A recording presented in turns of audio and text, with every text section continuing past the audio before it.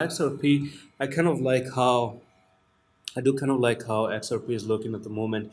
It's down at 3707 right now, but what I'm going to say is that XRP is still looking good, at least for now, looking amazing because what I can say is that it's going to be a very, very pretty simple, straightforward talk right now.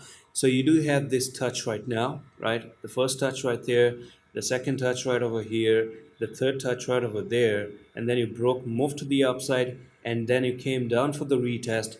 Now you can see that this retest, you do have a bullish spinning top as well, right at the support now, which was previous resistance there, and you're bouncing off this area. So it does make sense to put a stop loss down here, 3625 nearly. And then if you do come down and take that level, then that's going to be bad because you're going to actually lose the trend line, and you're looking to move maybe to the next trend line. Who knows? There could be another trend line in the making, maybe this level here. You can actually come down again to 0.3535, bounce off this area and move up.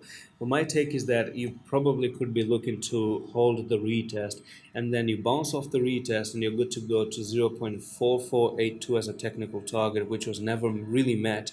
So let's see, hoping for the best, finger crossed right now. I just want to see how the 4 hour time frame also looks like. So, yep, yeah, you're just bouncing off this area. So far, you're just holding this level. You're holding the level here. So previously, you were holding the same level and you push to the upside. Right now, again, you might hold the same level and then suddenly push to the upside as well. So that's it for this XRP comment. Now let's move on to the SOP.